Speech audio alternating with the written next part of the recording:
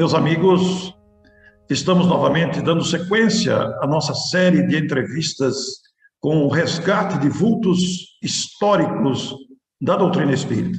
Personagens que marcaram a doutrina espírita e seu movimento com suas ações, com seus legados, com seus exemplos. São muitos nomes no Brasil e fora dele, envolvendo mediunidades, ações de caridade, conhecimento, literatura, prática espírita em toda a sua modalidade. E nós estamos aqui hoje com Ubirajara Frontin de Oliveira, que é natural do Rio de Janeiro, onde também reside. E gentilmente atendeu o nosso convite para falar sobre um personagem que não pode ser esquecido também, Jesus Gonçalves. Nós vamos conversar sobre esse grande nome do movimento espírita no país. Mas antes, vamos conversar um pouco com o nosso Ubirajara, mais conhecido por Bira. Ô Bira, muito bem-vindo, muito obrigado pela sua disposição, a sua saudação aí aos nossos telespectadores. Fique à vontade. Oi, meu querido Orson, eu é que agradeço de coração essa oportunidade de trabalho. Falar sobre o Espiritismo e principalmente sobre o Jesus Gonçalves, para mim é uma bênção. Foi um grande presente que eu recebi nessa minha presente reencarnação. Então, bom dia, ou boa tarde, ou boa noite para todos, né? Não sei qual é o momento que as pessoas ouvem essa gravação, né? Isso mesmo, Bira. Ô, Bira, me diz uma coisa, você é natural do Rio, e como é que você conheceu o Espiritismo, Bira? Como é que foi esse contato com a doutrina espírita? Olha, foi muito interessante, né? Segundo eu soube depois, eu tenho uma mediunidade desde da infância. E, em alguns momentos, aflorava e ninguém sabia explicar, muito menos eu, como é que acontecia determinados fenômenos na minha vida, né? E depois, já adulto, né, eu passei toda a minha infância, adolescência, e com muitos problemas assim de chorar muito, me perder, e tudo isso depois eu vinha saber que era por conta de uma mediunidade deseducada, né? E aí eu conheci um amigo meu no trabalho, eu trabalhei 35 anos na mesma empresa como economista. E um amigo meu, cruzando comigo no pátio da empresa, ele apontou o dedo para mim e falou: "Você é médium". E eu, naquele momento, eu achei que ele estava me xingando, porque eu nunca tinha ouvido falar nessa palavra, nunca tinha ouvido falar de espiritismo, Allan Kardec, nada disso. E eu falei para ele, né, ué, você pode explicar melhor, porque eu não entendo, não sei o que você está querendo dizer. E ele me convidou para, naquela noite, eu me lembro que era uma segunda-feira, eles iam na colônia de Rancenianos, por Paiti, aqui no Rio de Janeiro, né? E eram pavilhões e pavilhões, um lugar muito grande, cheio de rancenianos. Já naquela época era muito cheio. E aí eu fui com eles sem saber, né, onde é que eu estava me metendo, né? E chegando nos pavilhões, eu fiquei assim admirado comigo mesmo, que me dava assim a entender que eu estava chegando na minha casa. Aquilo ali tudo me era muito familiar. E eu comecei a sentar na cama dos rancenianos, a beber café do copo dos rancenianos, e as pessoas todas me olhando assim, admiradas, né? E eu não sabia o que eu estava fazendo, eu fazia coisa naturalmente, né?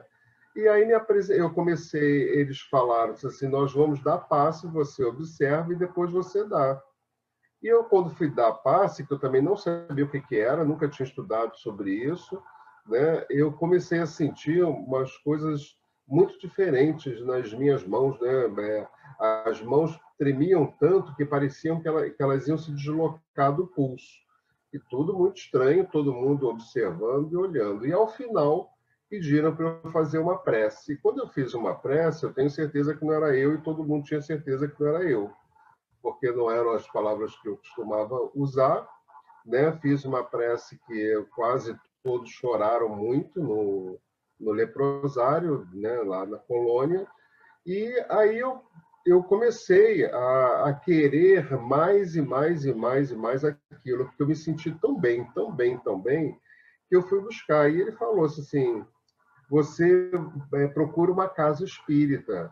E eu procurei e achei. Eu morava na Barra da Tijuca, né? Tinha uma casa espírita, estava começando, tinha 1 ano. E ela funcionava no salão de um colégio, né, público. Não tinha assim estrutura de casa espírita, tinha só palestra. E aí eu comecei, quando eu entrei e sentei para ouvir a palestra, eu comecei a achar tudo muito estranho, muito esquisito. Aquilo ali me era muito familiar, era como se eu já soubesse de tudo aquilo, né? E comecei a estudar o Livro dos Espíritos, né? E me indicaram uma outra casa espírita e eu fui, que era uma casa espírita que o Divaldo fazia palestra todo ano, que era o André Luiz, na Praça da Bandeira, uma casa muito antiga, de muito tempo, né? E lá eles fazem até trabalho de homeopatia. Eu fui assistir uma palestra lá também, né? Eu comecei a me interessar e procurar tudo quanto é lado. E eu saí do meu corpo e comecei a me ver do alto, né? Chorando, chorando, chorando. Uma senhora fazendo a palestra, né? Com uma voz que tomava conta do salão inteiro, e as pessoas do meu lado querendo me acalmar, né? E aí eu comecei, aí voltei para essa casa da Barra, que era mais próximo da minha casa, e comecei a fazer, estudava o Livro dos Espíritos. Mas aí era interessante que tinha momentos que eu não estudava, eu ensinava. Que aí eu entendia que depois eu vinha a entender que não era eu, né? Porque eu nunca tinha estudado aquilo e as pessoas impressionadas assim, né? E aí eu comecei a dar o passe nessa casa. Ela enchia muito, porque ela era da Barra da Tijuca, né? Hoje é muito grande, tem vários núcleos, vários polos, né? Dessa casa no Rio de Janeiro. E eu começava a dar o passe e a minha mão tremia muito, ela parecia que ia sair do pulso. E as pessoas depois se sentiam melhores. E algumas pessoas até que tinham problemas de saúde, né, problemas de tumores, elas depois levavam a radiografia, né, para mostrar que o tumor tinha sumido. Aí, nos dias das palestras, na hora de tomar o passe, era uma confusão danada, porque todo mundo queria sentar na cadeira onde eu ia dar o passe. Aí eu comecei a me preocupar bastante com isso, né? Eu não queria aquilo para mim, né? Era uma responsabilidade muito grande. E a primeira vez que eu fiz uma palestra foi a mesma coisa, o palestrante faltou e a dirigente da casa chegou para mim, me empurrou, né? Você vai fazer a palestra. Eu nunca tinha feito palestra na minha vida. E metade dela foi mediunizado, contando uma história, né, de uma situação na Espanha, blá, blá, blá, e ficou todo mundo chocado, assim, sem saber, e aquilo começou um assédio muito grande, né, em cima de mim, né? Então começou desse jeito, assim, como você está vendo, né? Bem Puxa, complicado. interessante, Mas, né? É uma experiência bem diferente. E passado todos esses anos, Pira, hoje você atua como médium também? Você está aposentado já profissionalmente? sim, profissionalmente, sim. Isso tudo aconteceu em 73, eu tinha 30, então tem 40 anos, 40 e poucos anos atrás. E, Começou no início, e hoje você né? atua como médium também? Sim, sim. Aí depois eu não parei mais. Não Aí parou depois mais? eu fiquei fanático, né? Porque eu comecei a... Porque aquilo me completava tanto. Eu comecei a estudar desesperadamente, eu lia todos os livros de espiritismo, ia todos os dias ao centro, né? E a minha família, os filhos reclamavam, né? Foi aquele momento que a gente sentia que eles estavam sofrendo assim uma influência para me tirar, né? E eu soube coordenar as coisas, soube fazer direito, né? Graças a Deus. Eu sempre achei que na minha vida inteira, desde pequeno, eu sou assim uma pessoa como se fosse protegida, sabe? Eu sempre senti muito a presença de queridos amigos na minha vida, assim também como eu sinto a presença dos espíritos equivocados, né? Eles a quem Sim. provavelmente eu fiz algum mal, né? E como é que você administra, como é que você administrou ao longo desses 40 anos aproximadamente, aquele assédio inicial das pessoas que queriam tomar passe com você, aquele assédio de querer conversar com você? Como é que você administrou isso nos últimos 40 anos? Pois é, não, isso no começo chegou no nível tal que eu abandonei tudo. Ah, imagino.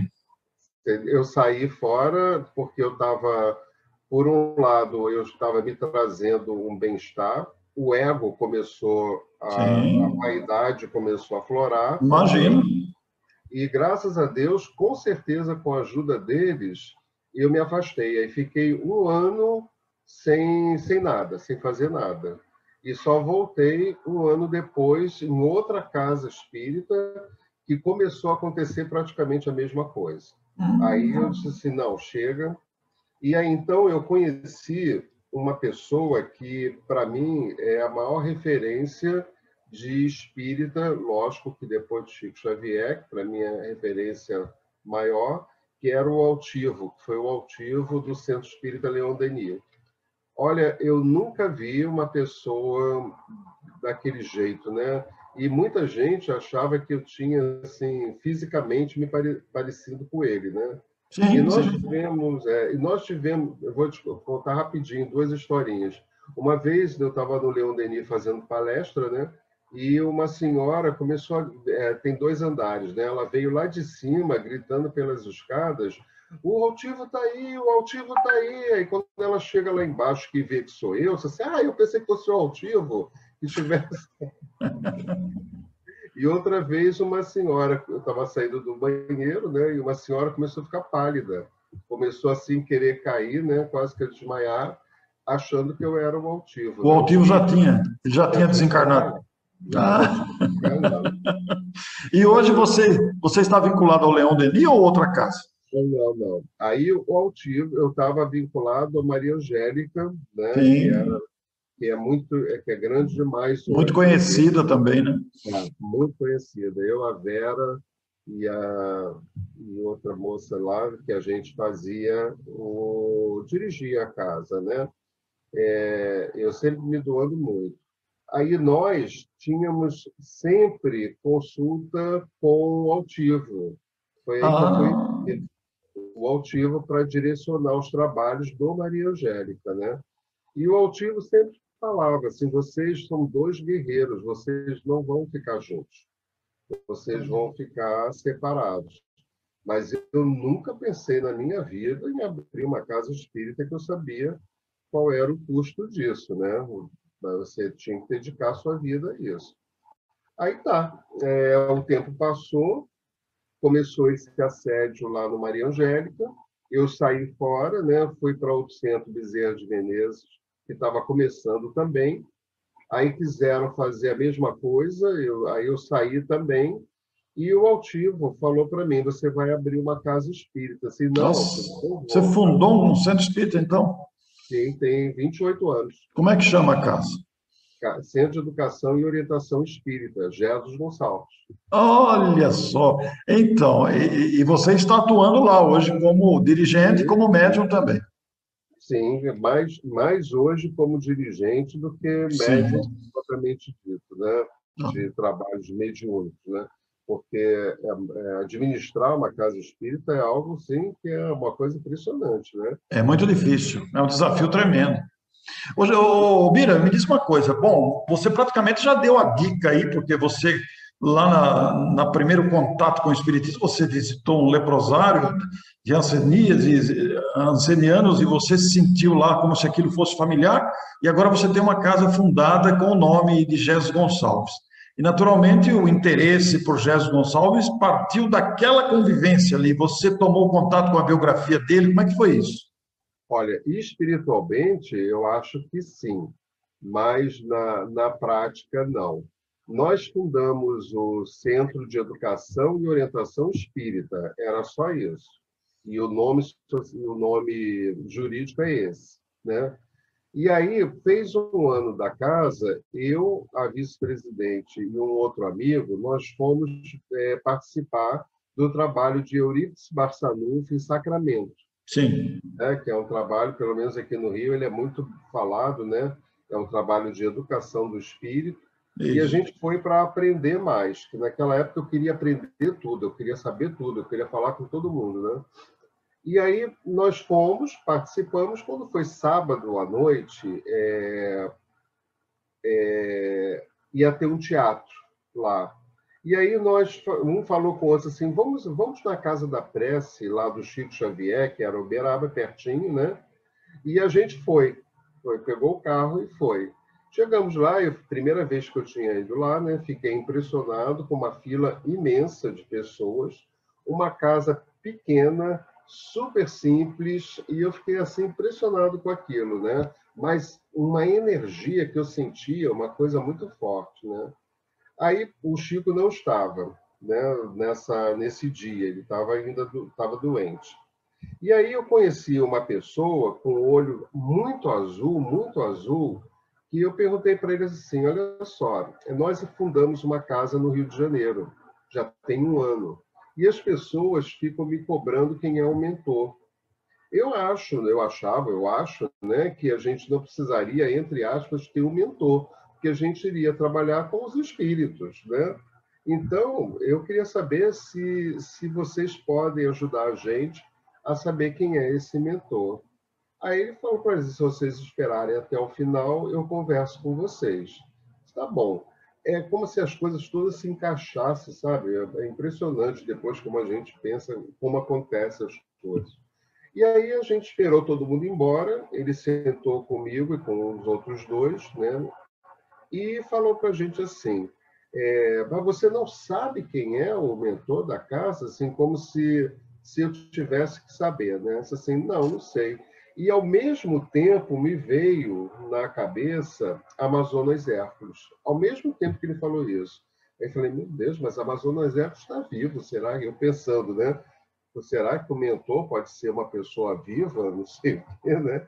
Com a minha santa ignorância, né?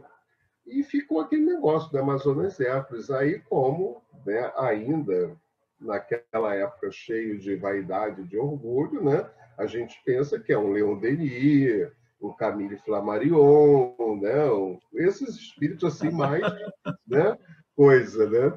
Aí ele falou assim, não, eu não falei nada, né? Fiquei calado, só pensando, né? Ele falou, quem está disponível e poderia ajudar vocês, se vocês quiserem, né?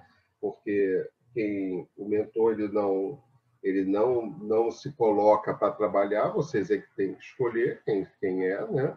É Jesus Gonçalves. Eu levei um susto assim, Jesus Gonçalves? Quem é Jesus Gonçalves, né? De onde vem esse Jesus Gonçalves, né? Aí eu falei, tá bom, Jesus Gonçalves, né? Fazer o quê, né? Aí é mais uma lição de humildade, né? Aí eu me lembrei daquele, né? Fiquei a noite inteira, né? Jesus Gonçalves, Amazonas Herta, né? No outro dia de manhã, fui direto para a casa do Amazonas, que morava na colônia. O Amazonas, não sei se você teve a oportunidade de conhecer, mas foi um ranceniano, não tinha parte da perna, não tinha nariz, não tinha orelha, né? E eu tinha um amor assim impressionante. Eu, quando via aquele homem, eu abraçava, beijava, né? Ele tinha dias que mandava dizer que não estava quando eu ia lá, porque eu era tão agarrado, Pegajoso. sabe? Pegajoso mesmo. Era uma coisa assim estranha, esquisita, que ao mesmo tempo que eu fazia aquilo, ao mesmo tempo que eu achava estranho. Você, mas por que eu faço isso, né? Ficava me questionando. Aí contei para ele, Amazonas, aconteceu isso, isso, isso, isso. Aí ele pegou, ele estava na cama, ele não tem as pernas, ele estava de cadeira, estava na cama dele, uma casa assim hiper simples, quase nada, né? Uma cama, e assim na parede da cama, tinha uma pequena estantezinha, dava assim para uns 20 livros só. E ele puxa um livro, A Extraordinária Vida de Jesus Gonçalves. Do Eduardo Carvalho Monteiro. Do Eduardo Carvalho Monteiro, que já desencarnou, a quem nós devemos assim, né, uma gratidão muito grande. E aí eu peguei o livro, levei, e eu lia uma página, chorava, chorava, chorava. Lia 2 páginas, chorava. Eu levei quase 3 meses para ler o livro.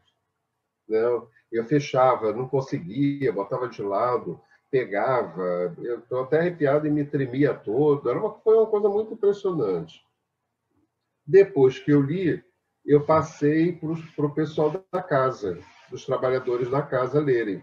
E as pessoas foram se identificando, se identificando, se identificando, e nós tomamos assim de amor por essa figura, né? Que ele tem estar até aqui, né, comigo, né? Sim. Ele fica aqui da minha parede, né, o quadro, e todo mundo se tomou de amor. E aí nós começamos a perceber, inclusive eu, né, que a maioria de nós, uns 80% dos trabalhadores da casa, somos 160 trabalhadores cadastrados, né, voluntários, e a gente começou a perceber que a grande maioria tinha problema de pele.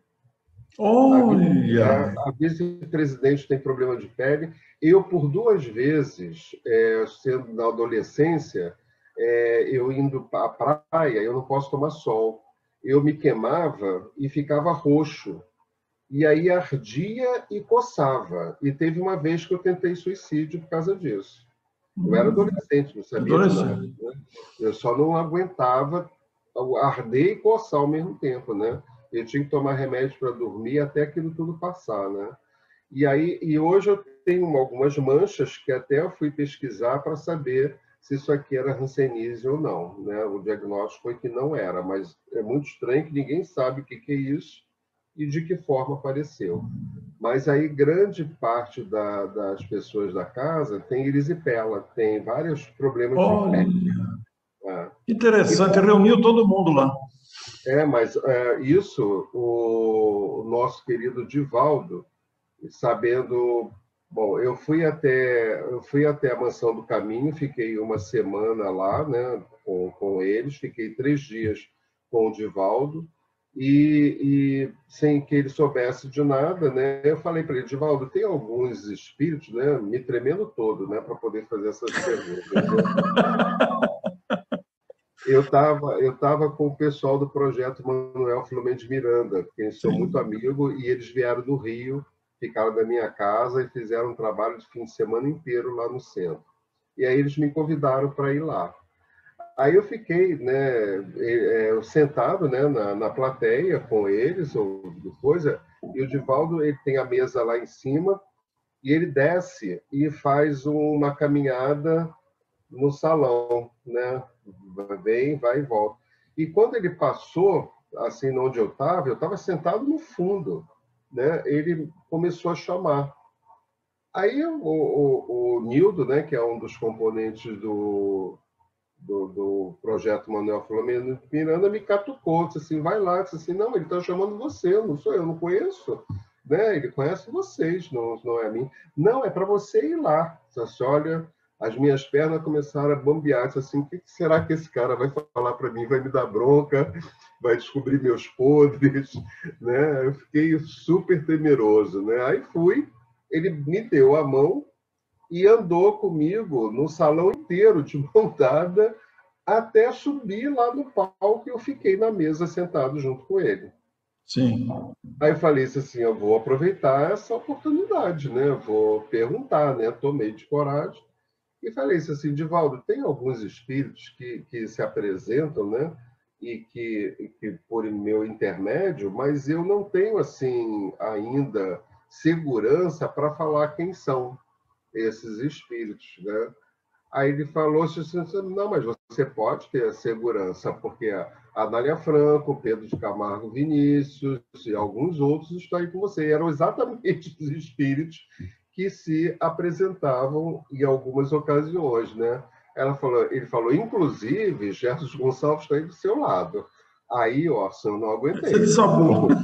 Aí eu desabei, né? Eu soluçava, e ele botou a mão nas minhas costas assim, né? E eu soluçando, assim, mas não se preocupa, ele está dizendo que o trabalho lá na casa que leva o nome dele está indo muito bem.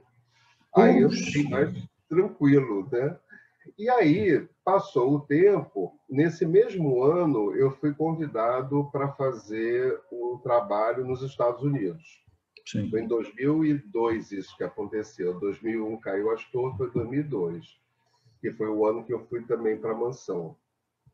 E aí eu fui a primeira vez, eles adoraram o planejamento que a gente tem de como fazer os trabalhos na Casa Espírita, eu fui. Nesse ano, eu fui 3 vezes aos Estados Unidos, porque aí outras cidades começaram a me chamar, Sim. né? Conclusão, nós estamos em 2022, eu já fui 20 vezes aos Estados Unidos para trabalhar. E de lá para a Europa, que aí alguém que conhece, que mora, não sei Vai o quê, indicando, né? vai fazendo e eu fui indo. E aí, Ana Maria Spranger, que é uma amiga querida, que faz uma das dirigentes lá do André Luiz, que ela me convida sempre para fazer palestra lá, ela me ligou, disse assim, Bira, o Divaldo está perguntando se ele não pode fazer uma palestra na casa do Jesus Gonçalves. Disse, o quê? Como é que é? Disse assim, Ana Maria, a nossa casa não abriga, não tem uma estrutura para receber um Divaldo. Não sei nem como, pensei que fosse até brincadeira dela, né? Disse assim, não, mas a gente dá um jeito, não precisa, mas ele que pediu. Disse assim, nunca aconteceu isso, né? Dele pedir. As pessoas é que convidam, né? Eu jamais convidaria, porque eu não tenho estrutura para isso, né?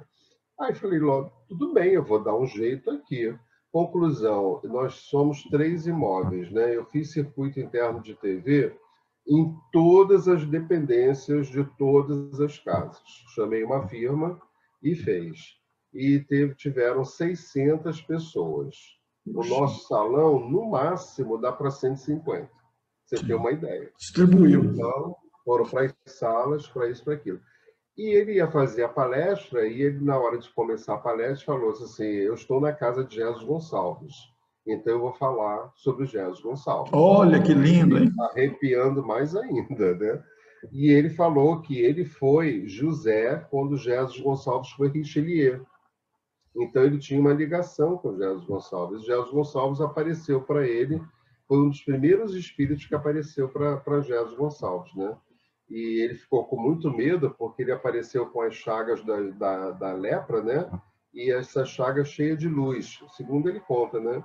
E ele ficou apavorado com aquela figura, e aí as chagas sumiram, e ele falou, Divaldo, sou eu, Jesus Gonçalves, né?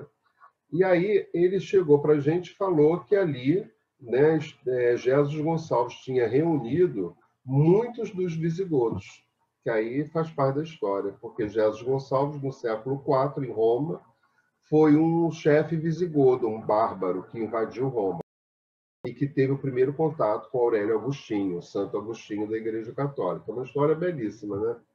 E Jesus Gonçalves levou 1.500 anos para acreditar em Deus, desde essa época que se conhece. Poxa vida. Né? Então, isso aí tomou todo mundo. Nós choramos muito nesse dia, né? Porque a gente começou a perceber que as pessoas, muitas delas fisicamente, tinham uma postura de visigodo, sabe? Uma coisa assim. A gente começou a entender muita coisa, né? A partir daí. E agradecemos muito a ele. Foi assim que a gente soube que Jesus Gonçalves era o nosso mentor e assim que a gente abraçou ele. Ô, Bira, muitas pessoas que estão vendo essa gravação possivelmente estão tendo o primeiro contato com esse nome Jesus Gonçalves, como aconteceu com você. Principalmente as gerações mais novas e os espíritas mais recentes estão ouvindo este nome pela primeira vez. Eu gostaria que você fizesse um compacto rapidinho sobre a última encarnação desse espírito com o nome de Jesus Gonçalves, até para situar ele na história, data o ano que nasceu, o ano que morreu e a sua trajetória, de uma forma compacta, claro. Faz um resumão para aqueles que nunca ouviram falar dele. Sim. Em primeiro lugar, o nome não é Jesus, é Jesus, o nome dele é batismo, né? E ele que pediu para colocar um acento no para se tornar Jesus, porque ele não era digno de ter o nome do mestre querido, né? Então é por isso que todos nós conhecemos ele como Jesus.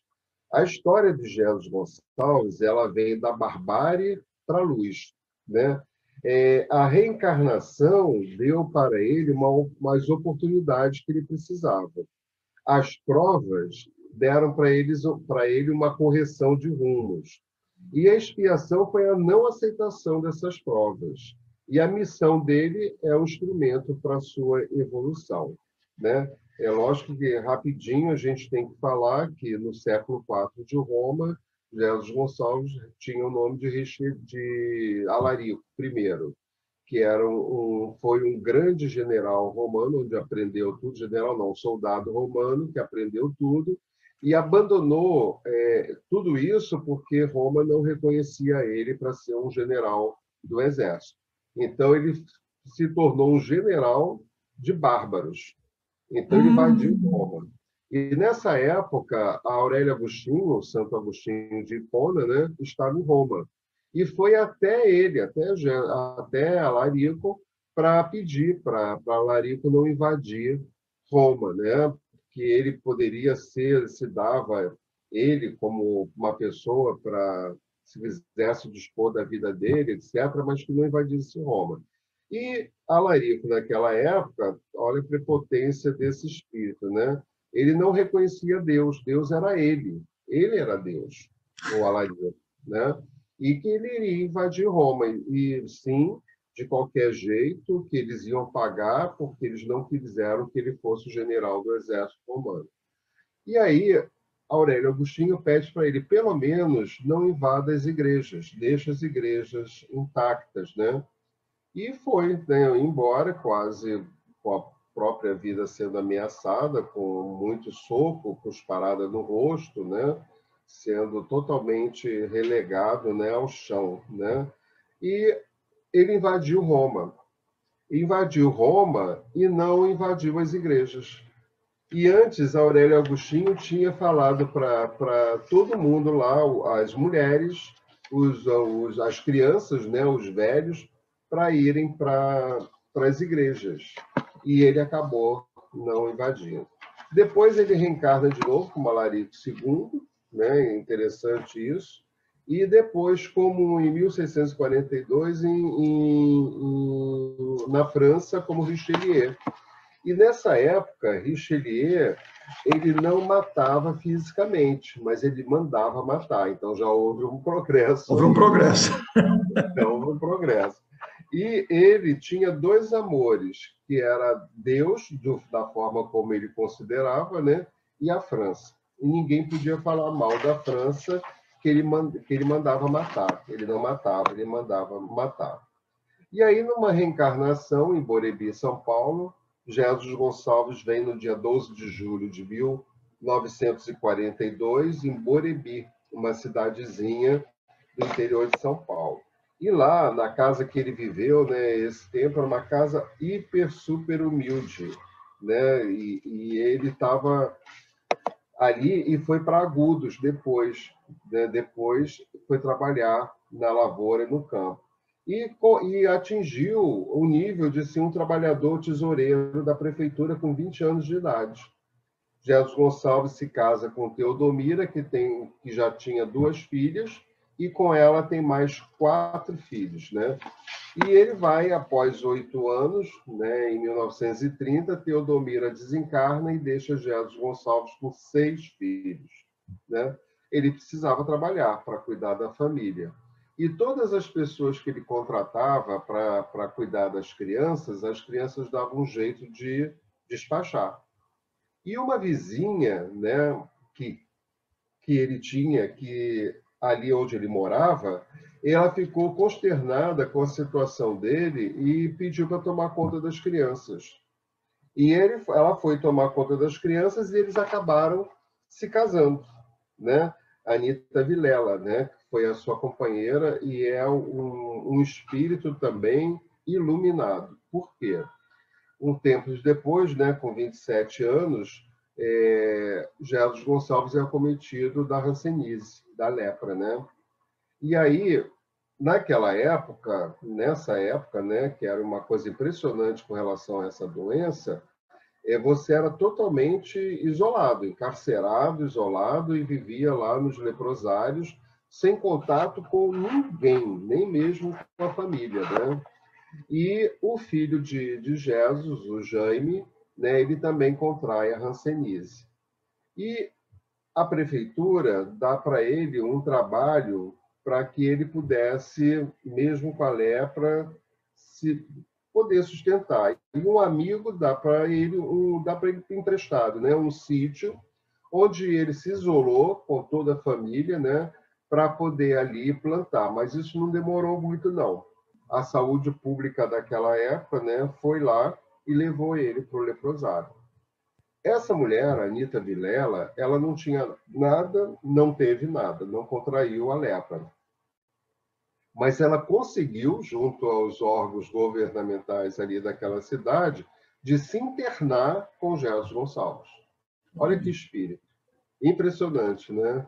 Então, é uma Anita Vilela, é uma pessoa que eles ficaram casados durante 12 anos, ela desencarnou lá, mas com câncer no ovário, não tinha nada a ver com a lepra, né?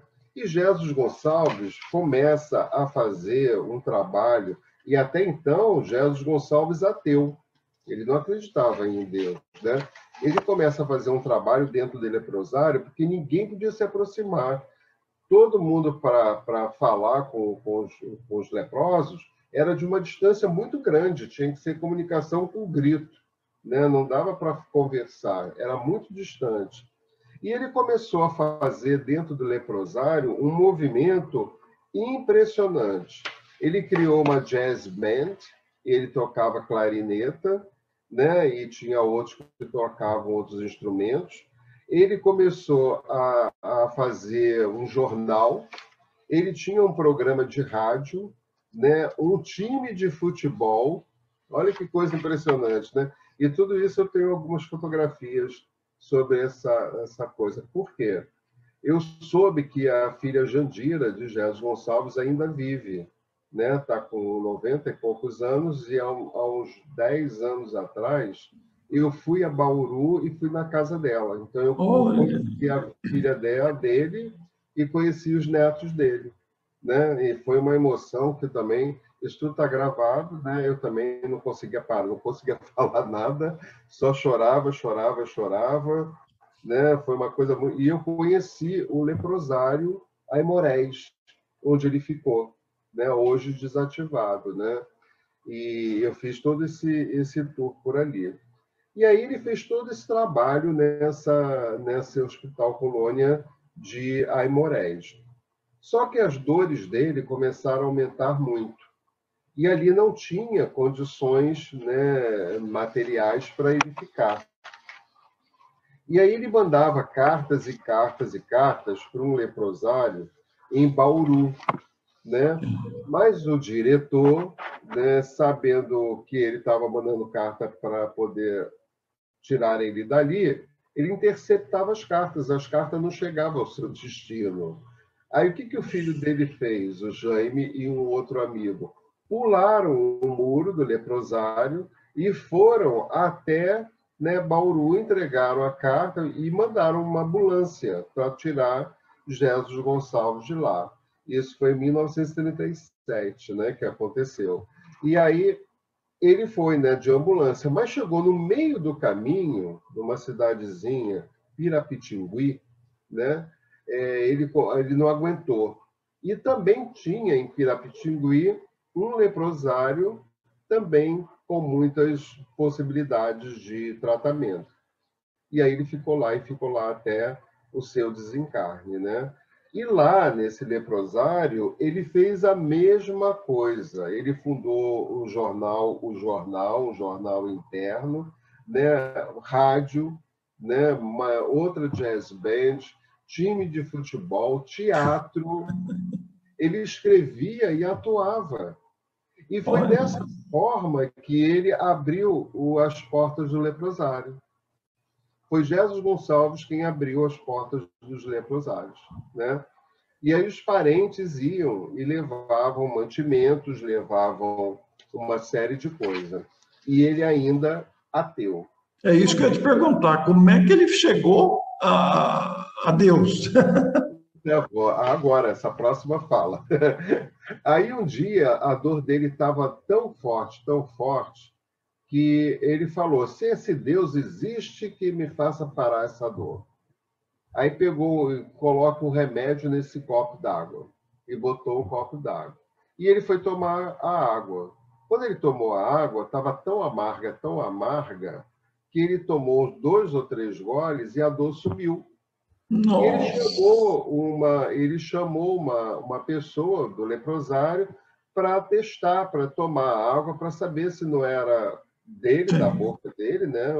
Ou se aquilo ali estava mesmo amargo do jeito que ele estava achando. E, né, e estava. O outro achou, nossa, eu não consigo tomar isso não, está muito amargo. E era o remédio que curou ele. E um outro fato também muito marcante, que aí ele começou a acreditar em Deus, mas aí tinha a questão da doutrina espírita, né? Como é que ele se tornou. É isso que eu também ia te perguntar isso.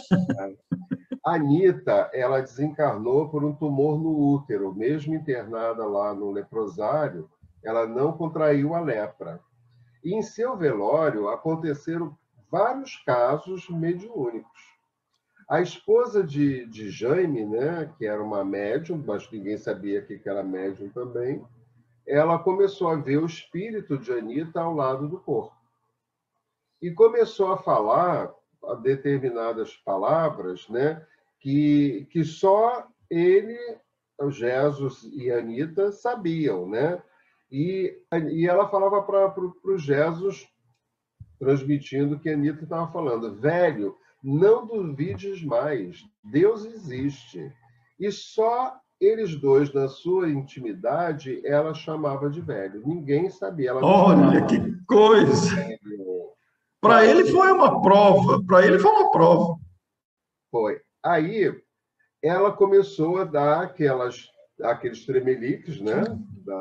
Próprio da mediunidade deseducada, e veio os enfermeiros, tentaram pegá-la, agarrá-la, não conseguiram de jeito nenhum, e veio um enfermeiro, né, de cor negra, né, um senhor forte, e só impôs a mão.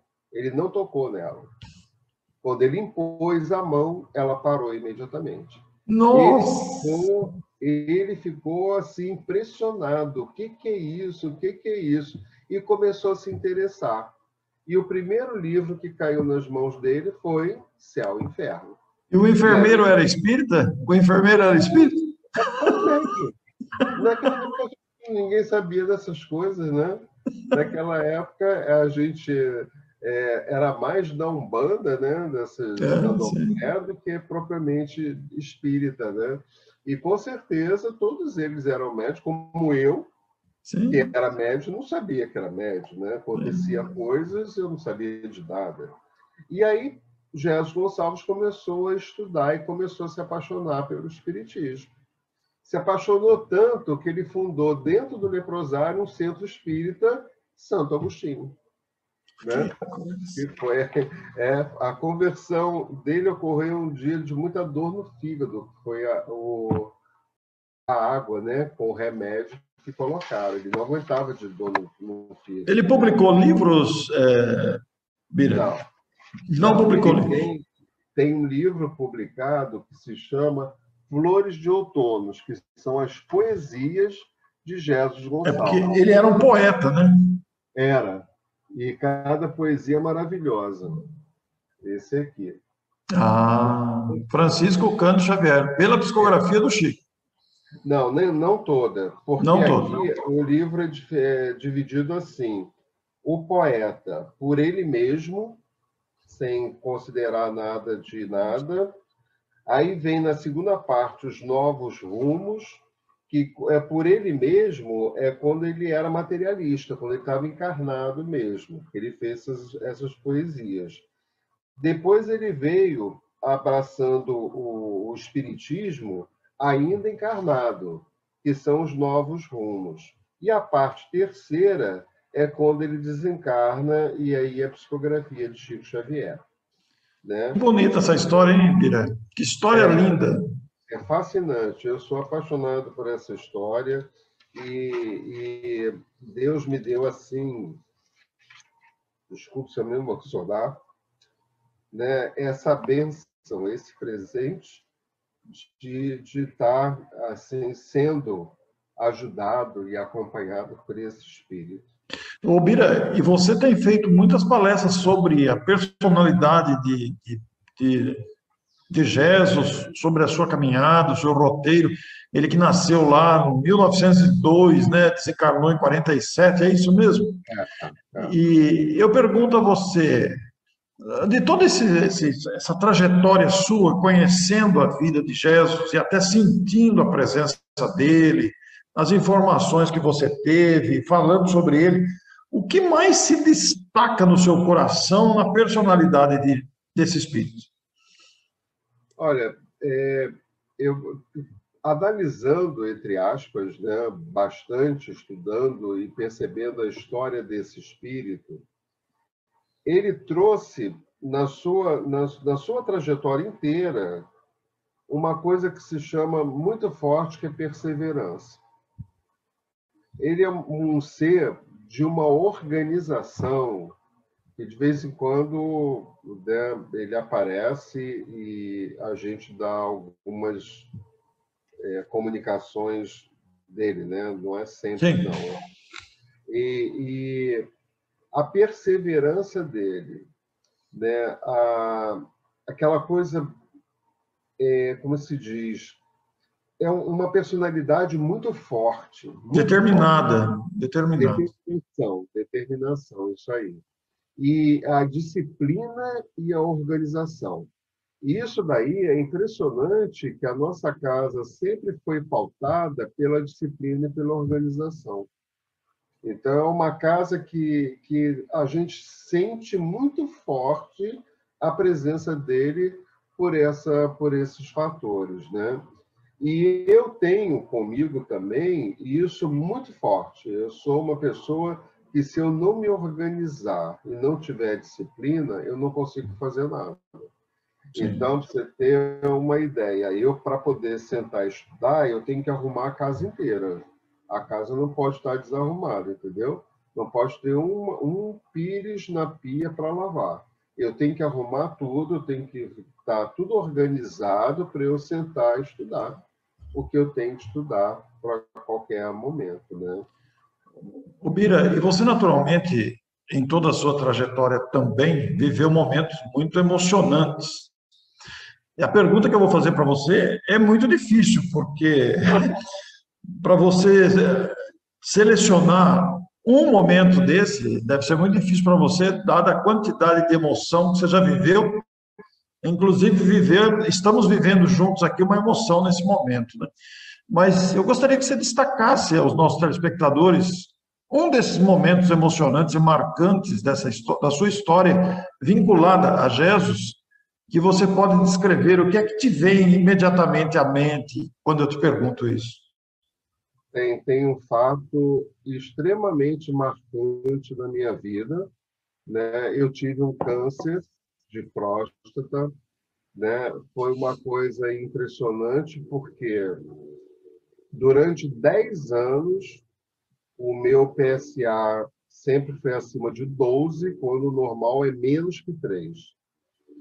E eu trabalhei numa empresa estatal, então eu era obrigado a fazer periódicos todos os anos. E eu sempre que fazia, o PSA dava. Aí eu ia fazer os outros exames: toque, biópsia com 3 tiros, ultrassonografia, e não acusava nada, absolutamente nada. E os médicos, eu fui a mais de 10 médicos. E eles ficavam impressionados com isso. Eu disse assim, mas como é que pode se o PSA está alto desse jeito e nos outros exames você não tem nada? E aí eu fui no médico, né, que me indicaram, né, que chegou para mim e falou assim, olha, isso é muito estranho. Eu vou te pedir para você se internar, fazer uma biópsia com 36 tiros. É anestesia geral, né? Eu fui e fiz. E esse câncer, a próstata, ela colou na parede do ânus. E esse câncer estava atrás, por isso que ninguém via, ninguém sentia, né? E aí, esse assim, olha, detectamos, está aqui, não sei o quê, vamos marcar a operação, ia ser feito por colostomia. Colostomia. Não, como é que é? Aquele que enfia o... Colostomia é outra coisa. Colonoscopia? É, que aí enfiava o tubinho e Isso, tirava a isso. próstata, né? E aí não conseguiram, porque ela estava muito colada e podia o câncer passar para as outras partes, né? E aí abriram, né? Foi 8 horas de operação, né? Abriram tudo aqui e tiraram delicadamente a próstata para não passar para o outro lado. Tudo bem. Eu não sentia nada nem antes, nem durante, nem depois. Fiquei 15 dias de sonda e no hospital eu ficava de dreno, de sonda, aparelhos de coração, tudo monitorado, né? Que a gente fica quando faz uma operação. E no dia seguinte eu passei uma noite no CTI e as outras, logo no outro dia eu fui para o apartamento. E não apresentava quadro, estava tudo normal. No apartamento, eu deitado, assim que eu deitei, não deu umas 2, 3 horas, meu filho estava comigo. Eu falei, Bruno, eu quero levantar. Disse assim, mas pai, não pode, você está todo cheio de ponto, está todo cheio de dreno, de sonda, disso, daquilo, não pode. Não, mas eu quero, eu tenho que me levantar. E eu me levantei e fiquei em pé e depois deitei. Aí a enfermeira, quando viu, ficou apavorada, correu para chamar o médico. O médico só apareceu à noite. E quando ele chegou, eu já estava caminhando, segurando sonda, segurando isso, segurando aquilo. Eu já estava caminhando. Se você é louco, você é maluco, você pode ter aí uma coisa, tudo bem. 3 dias depois, ele veio para tirar o dreno, né? Estava deitado para tirar o dreno. E ele falando e gesticulando, né? Sobira, eu vou tirar o dreno. Ele fazia assim, né? Eu vou tirar o dreno e você vai sentir um repuxo. Quando ele fez isso, o dreno estava na mão dele. Ele não tirou o dreno veio. No gesto dele. Materializou, foi transferido. Transferiu, entendeu? Ele ficou assim, os olhos arregalados, ele sabia que eu era espírita, né? Assim, só pode ser esses seus espíritos aí, não sei, não sei o que. Graças a Deus, né? Graças a Deus. Que coisa marcante mesmo, hein, Bira? Que coisa. E outra, eu fiquei 15 dias de sonda. E eu caminhava de sonda, você ter uma ideia, eu saí do hospital, eu fui para o supermercado fazer compra, depois de uma operação dessa, né? E eu caminhava de sonda, eu morava em casa, né? E eu ficava caminhando no jardim o tempo inteiro. Eu que tomava banho sozinho, limpava a minha sonda, tudo, né? Fazia tudo e não senti absolutamente nada, absolutamente nada. Aí 15 dias se passaram, eu fui no consultório dele para tirar a sonda.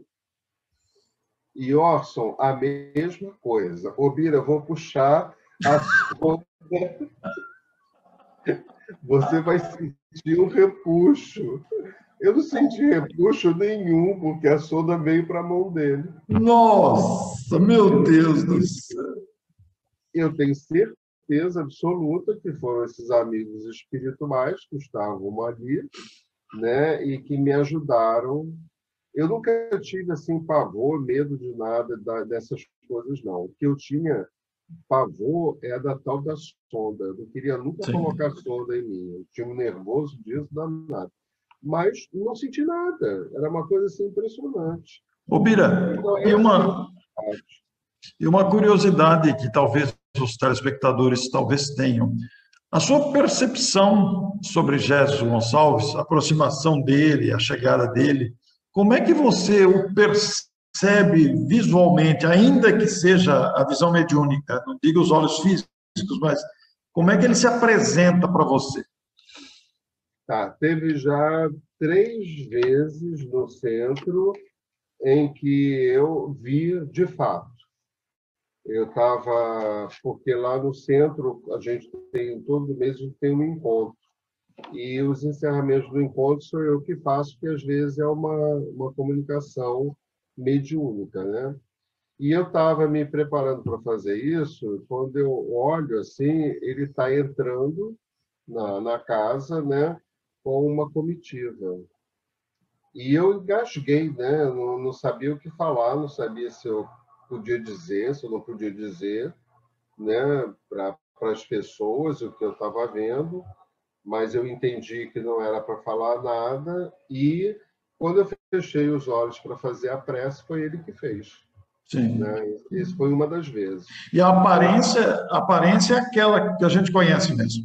Quando eu vejo ele é de terno e Ah, gravata, né? Sem a rancenise.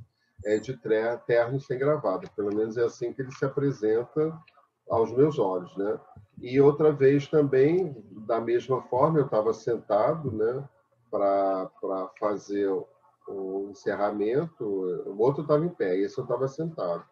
E esse aí eu acho que foi mais mediúnico, o outro foi físico, eu vi mesmo, né, com a mente, e esse outro foi mediúnico. Quando eu vou fazer, eu senti ele atrás de mim, ele botou as 2 mãos nos meus ombros, né, e eu me arrepiei inteiro, né, e aí comecei a falar e sabia que já que não era eu, era ele que estava falando, né? ô Bira, nós estamos quase por encerrar. Eu tenho um poema aqui para exibir, para incluir na nossa gravação, um tributo a Jesus Gonçalves, da nossa inspiradíssima Ilza Godinho, de Florianópolis, que é uma especialista em poemas, uma poetisa de muito talento. Mas antes, eu gostaria de pedir duas coisas para você. Primeiro, existe algum fato que você pensou em contar e eu não perguntei e no decorrer da nossa conversa você não pôde incluir e talvez você ache importante incluir aqui na nossa conversa? E segundo, eu gostaria que você fizesse um rápido compacto sobre o Amazonas Hércules, porque é uma personalidade também marcante na história do espiritismo e para os telespectadores, principalmente pensando naqueles que não conhecem a história, considerando a afinidade entre Hércules e o nosso Jesus, até pela enfermidade igual que os dois tiveram quando encarnados, gostaria que você fizesse um compacto, até uma homenagem aqui ao nosso Amazonas. Gostaria muito, isso aí. Inclusive, os dois estão juntos hoje, né? É o que eu penso, exatamente. Eu gostaria só de terminar a história do Jesus, porque Jesus Sim, Gonçalves casou 3 vezes, né? três Então, vezes. 3 vezes. Então, a Teodomira foi a primeira, que tive os filhos, a Anita Vilela cuidou dos filhos, e no leprosário ele conheceu a Ninita, Isabel Laureano. E Ninita era cega, mas tinha uma vidência impressionante. E segundo conta a história, né, eles dois já vêm de várias reencarnações se encontrando. E ela tinha um amor por ele e ele por ela muito grande, né?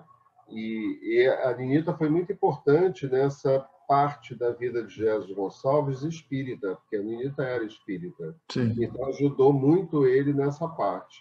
A Ninita também desencarnou, né? E o Jesus teve esses 3 casamentos, né, durante a sua existência aqui na Terra. E, segundo, desde que eu conheci Amazonas Hércules, eu me encantei com aquela figura. Amazonas Hércules também faz poesias impressionantes, maravilhosas. E o nome já é forte. A pessoa, a figura física, muito forte. Amazonas Hércules foi aquele ser que na Amazonas abria a mata com o facão, entendeu? O trabalho dele era esse para a companhia, não sei se de eletricidade, uma dessas companhias, mas ele abria a mata com facão. E tinha, assim, uma voz que era uma coisa impressionante, uma voz vibrante, forte, uma coisa muito forte. Então, o nome era forte, o físico era forte, a voz era forte. Agora o corpo era fraco. O corpo Então, sofreu a violência da doença. a doença, né? E a expiação que ele teve que passar. E desde o primeiro dia que eu conheci, que eu tive essa empatia com ele, né? Eu fiquei impressionado, né? Porque eu nunca tive isso com ninguém, né? Essa coisa de olhar uma pessoa e imediatamente se identificar com ela, abraçar, porque a grande maioria não aguenta, não vai ao leprosário. A grande maioria não chega perto, né? E eu trabalhei dentro do manicômio do leprosário. Eu trabalhei com os loucos que tinham hanseníase, né? E aí eu fiquei assim impressionado com ele. Então eu estava sempre lá, sempre com ele, sempre procurando fazer. E ele tinha uma coisa muito impressionante, porque ele não tinha os dedos, né? Eu já tinha hanseníase comigo. Então eram garras. E ele enfiava o lápis aqui na garra, né? Da mão, né? Fazia assim, mais ou menos. E o telefone naquela época era aquela rodinha, né? Antigo, né? E ele fazia isso, né? Ele enfiava na garra e ficava no telefone o dia inteiro para poder angariar fundos e mantimentos, porque ali era uma cidade, né? Os parentes moravam em casas. Então era muita gente. E eu me lembro que alguns finais de ano, né, em vez de para Réveillon, a gente ia lá para o leprosário e ele fazia salada de fruta, né? Era não sei quantas toneladas de maçã, não sei quantas de laranja, não sei quanto. Era uma coisa absurda. Ia muita gente lá para ajudar a cortar. Ele fazia essas saladas de fruta e distribuía para as famílias, que era para Oh. passar um final de ano mais doce. E ele era espírita, né, Bira? Sim, sim, sim, é espírita mesmo, aquele que engraçado que às vezes aparecia pessoas evangélicas na porta dele, né? E que era assim, a cama dele ficava aqui e a porta aqui. Então da cama ele via quem chegava, né? Na casa dele. Aí quando o evangélico chegava, meu irmão, ele pegava o evangelho e mostrava, segundo o espiritismo. Aí a pessoa já saía correndo, né? Era impressionante, né? Muito Então, bom, era, Bira. era sempre uma bênção. Assim. E outra coisa, nós temos um trabalho na nossa casa, rapidinho, que a gente chama de Domingo de Luz. Domingo de Luz é um trabalho para as comunidades do entorno. E antigamente a gente atendia 50 famílias, né, 40 famílias, por aí. Aí eu coloquei Ação Social Amazonas Ercos. Hoje a gente atende 200 famílias. Ele me paga quando eu chegar lá. Hoje nós temos, foram 300 inscrições. Depois que a gente colocou o nome dele, Aumentou, 300. Hã? aumentou. Aumentou desse trabalho. 300 inscrições, 200 crianças. Nossa casa não comporta esse tipo de coisa, né? Sim. A gente teve que se virar para fazer. E olha que ele deve estar ouvindo a nossa conversa aqui, hein, Bira? Deixa ele ouvir, eu quero que ele ouça. Muito bom, Bira. Eu quero agradecer imensamente por essa entrevista emocionante, tão rica de detalhes. E eu quero fazer um agradecimento público aqui ao Walter, lá de Caxias do Sul, que foi a pessoa que passou o seu contato e que me indicou, olha, convide o Bira, você vai gostar muito. E, Walter, é verdade, foi preciosa a abordagem aqui com o nosso querido amigo que conhecemos hoje, trocávamos mensagens no WhatsApp, mas hoje estamos nos vendo pela primeira vez, o nosso conhecido aqui, o Ubirajara, mais chamado por Bira. Bira, muito obrigado. Nós vamos exibir aqui para terminar, para concluir a nossa gravação, o poema Tributo a Jesus Gonçalves, que foi feito pela nossa querida Ilza Godinho, lá de Florianópolis. Um trabalho belíssimo, de muita sensibilidade, desta grande poetisa. Então vamos lá. Um beijo no Walter.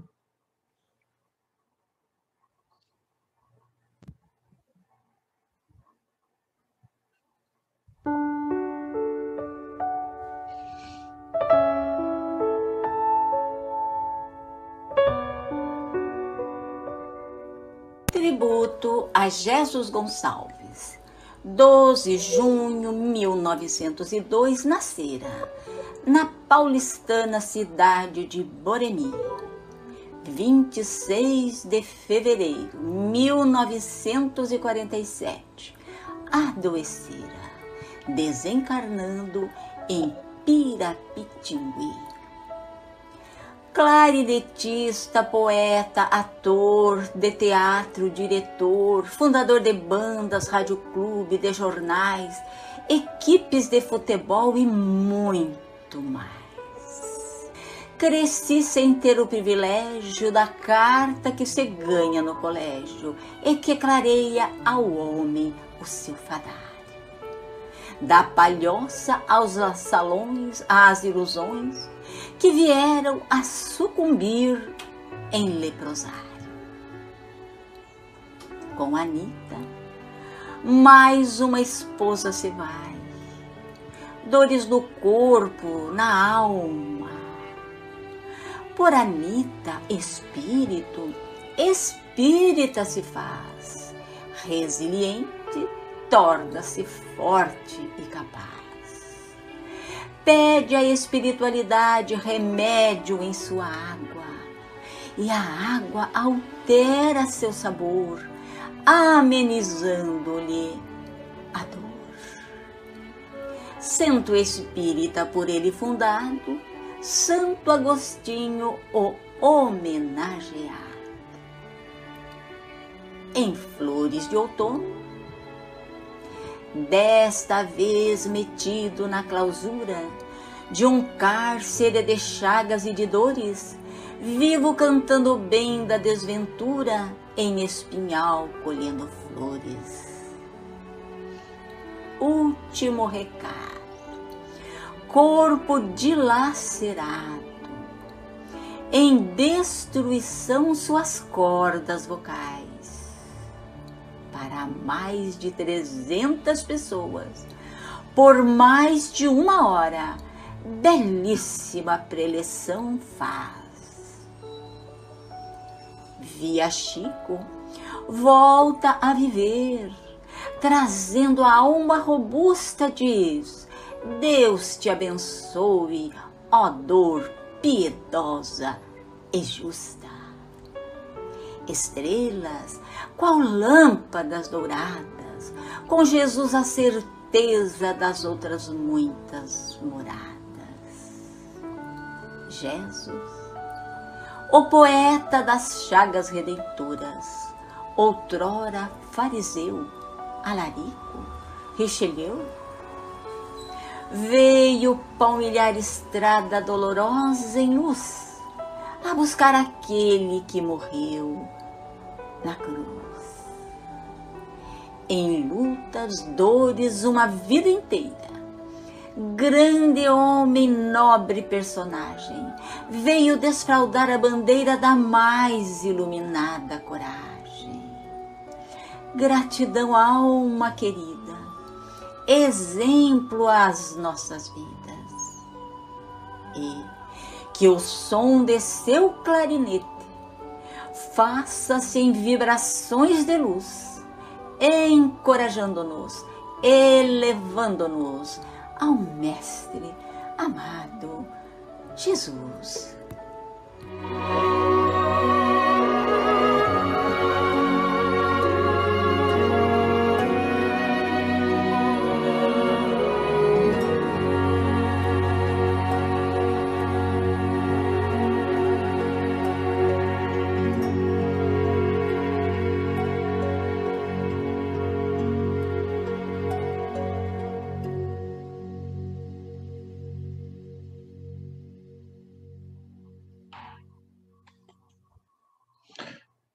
Bira, difícil segurar a emoção, viu?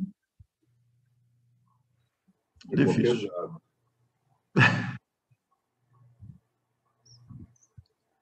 Muito obrigado, Bira.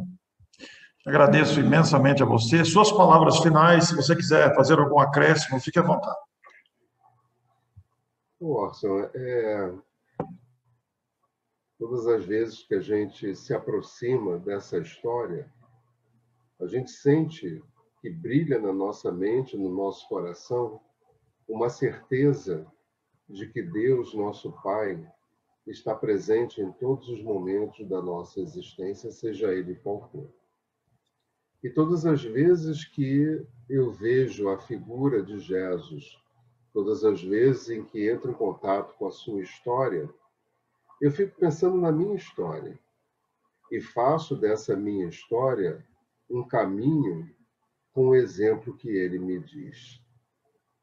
E Jesus Gonçalves suaviza as dores do meu coração, porque ele me ensina o valor do perdão. Jesus Gonçalves me ensina o caminho da luz, porque ele me leva a Jesus.